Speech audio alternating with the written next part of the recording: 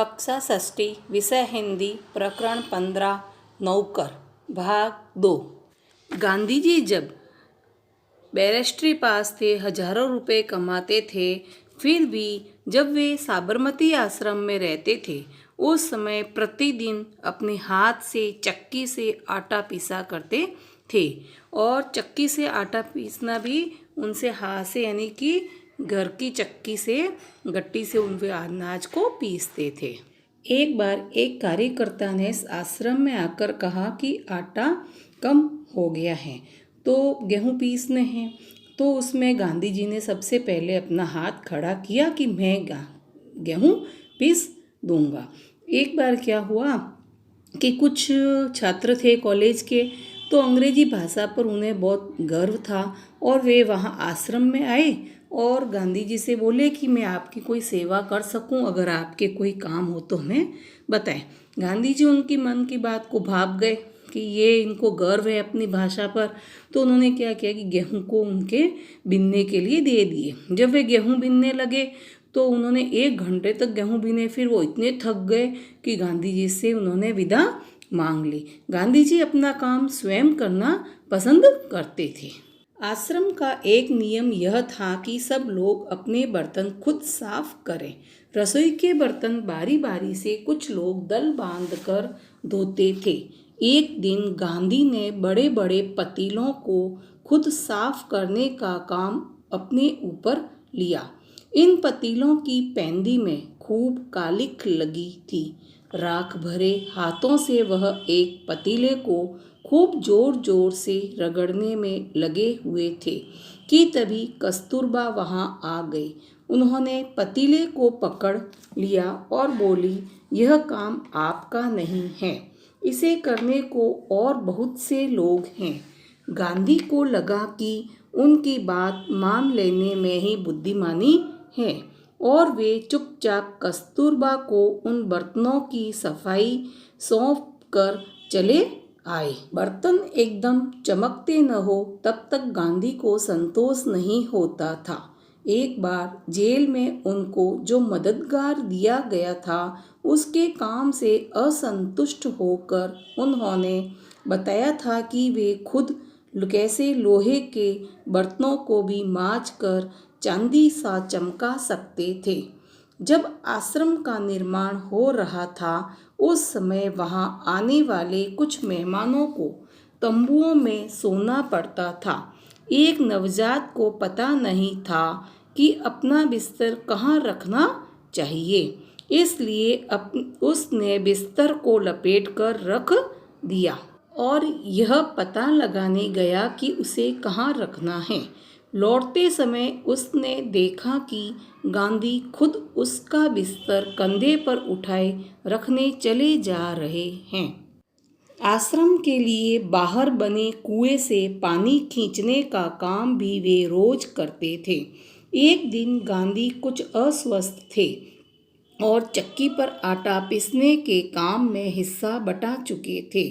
उनके एक साथी ने उन्हें थकावट से बचाने के लिए अन्य आश्रमवासियों की सहायता से सभी छोटे बड़े बर्तनों में पानी भर डाला। गांधी को यह बात पसंद नहीं आई। मन में कुछ ठेस सी लगी। उन्होंने बच्चों के नहाने का एक टब उठा लिया और कुएं से उसमें पानी भरकर टब को सिर पर उठाकर आश्रम में ले आए। बेचारे कार्यकर्ता को बहुत पछतावा हुआ। तो गांधी जी जहाँ आश्रम में रहते थे वहाँ का एक नियम ये भी था कि रसोई के बर्तन थे वो स्वयं को साफ करने होते थे। स्वयं के बर्तन करने, तो उसके बाद रसोई के बड़े बड़े बर्तन जो होते थे उनको लोग दल बांध कर धोते थे। एक दिन गांधी ने बड़े बड़े पतीलों को खुद साफ करने का काम अपने ऊपर ले लिया। तो इन पतीलों की पैंदी जो नीचे तला होता है वो बहुत कालिख जमी हुई थी। तो गांधी जी को बर्तन काले बिल्कुल पसंद नहीं थे। वो तो लोहे के बर्तन होते, उन्हें भी चांदी जैसा घस घस कर चमकाते थे। तो वो राख से भरे हाथों से पतीले को खूब जोर जोर से रगड़ रहे थे। तो जैसे ही रगड़ रहे थे तो वहाँ पर कस्तूरबा आ गई और कस्तूरबा ने आकर वहाँ पर क्या किया, उनका हाथ था वो पकड़ लिया। उन्होंने कहा कि यह काम आपका नहीं है। तो गांधी जी ने कहा कि क्यों? तो उन्होंने कहा नहीं, बर्तन धोने के लिए यहाँ पर बहुत से लोग हैं। फिर उन्होंने कहा कि मैं धो लेती हूँ। तो गांधी जी ने चुपचाप ये बर्तन उनको धोने के लिए दे दिए और उसी में अपनी बुद्धिमानी समझी, क्योंकि बहुत रगड़ रगड़ कर धो रहे थे फिर भी वो कालिक साफ नहीं हो रही थी। तो बर्तन एकदम चमक न जाए तब तक गांधी जी को शांति नहीं मिलती थी, संतोष नहीं होता था। तो एक बार वो जेल में भी थे, तब भी उन्होंने लोहे के बर्तन थे उनको माँज कर चांदी जैसे चमका दिए थे। एक बार क्या हुआ कि जब आश्रम का निर्माण हो रहा था तो कुछ लोग थे वो तंबू में सो रहे थे, सोना पड़ता था उनको तंबू बांधकर। तो वहाँ पर एक नवजात आदमी था, तो वो भी वहाँ पर आया था। तो उनको पता नहीं था कि ये बिस्तर है वो वहाँ कहाँ पर रखने हैं। तो उन्होंने सुबह उठा और बिस्तर को लपेट कर एक तरफ रख दिया और उसने कहा कि मैं आगे जाके किसी को पूछ के आ जाता हूँ कि बिस्तर कहाँ पर रखने हैं। तो उतने में आकर क्या देखता है कि गांधी जी उन बिस्तरों को उठाकर अपने कंधे पर और जहाँ रखना था वहाँ पर लेके जा रहे हैं। तो आश्रम में सारे काम अपने आप को करने पड़ते थे। एक बार क्या हुआ कि गांधी जी की तबीयत अस्वस्थ थी। चक्की पर आटा तो उन्होंने अपने हिस्से का पीस लिया था, लेकिन आश्रम के बाहर एक कुआं बना हुआ था, वहाँ से पानी वो रोज़ लाते थे, लेकिन उस दिन थकावट के कारण वो लेटे हुए थे। तो उनके साथी थे वहाँ रहने वाले, तो उन्होंने सोचा कि गांधी जी थके हुए आज, तबीयत अस्वस्थ है, तो क्या करते कि अपन ही सब पानी मिलकर उनकी बारी का है वो लेकर आ जाते हैं। उन्होंने लाकर सारे छोटे मोटे बर्तन लाकर भर दिए, लेकिन गांधी जी को ये बिल्कुल पसंद नहीं आया और उन्होंने क्या किया कि उनको ठेस लग गई और उन्होंने कहा मेरे काम उन्होंने कर लिया। तो उन्होंने क्या किया कि एक बच्चों के नहाने का टब था, उसको पूरा का पूरा टब उनका यूँ उठा लिया और टब को उठाकर वे कुएं पर उस टब को लेकर गए सिर पर रखकर और जाकर उस टब को पूरा का पूरा भरकर लाकर वापस आश्रम में रख दिया। एक साथ पूरा भरकर लाए ऊंचा कर। तो जो कार्यकर्ता थे जिन्होंने इनका थकावट दूर करने के लिए उनका सोचा था, उनको बहुत पछतावा हुआ कि अरे अपन लेकर आ गए, अगर नहीं लाते तो ये थोड़ा थोड़ा करके पानी भरते, नहीं तो गांधी जी ने पूरा का पूरा टब एक साथ लाकर पानी भरा तो इनको कितनी तकलीफ भी हुई होगी। तो ऐसे थे हमारे गांधी जी। अब है हमारे कठिन शब्दार्थ। चारा यानी उपाय, हाजमा पाचन शक्ति, अक्सर ज़्यादातर, विरोध खिलाफ, दल समूह, पेंदा तला, तंबू टेंट, नवागत नया मेहमान, अस्वस्थ बीमार, ठेस चोट, दैनिक प्रतिदिन का कार्य।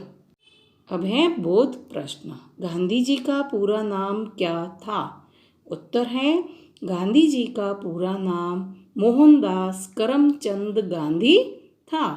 प्रश्न दूसरा, गांधी जी का जन्म कब हुआ था?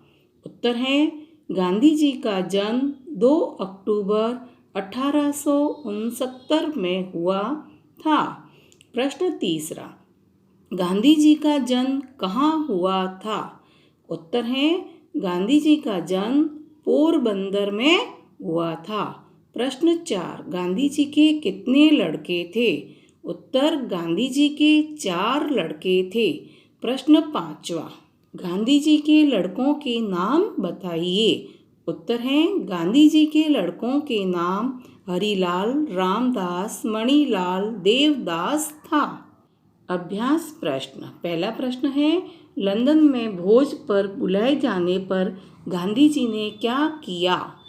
प्रश्न दूसरा, गांधी जी इतना पैदल क्यों चलते थे? पैदल चलने से क्या लाभ हैं? लिखिए। भाषा की बात। प्रश्न पहला, आपने कपड़ों को सिलते हुए देखा होगा। नीचे इस काम से जुड़े कुछ शब्द दिए गए हैं।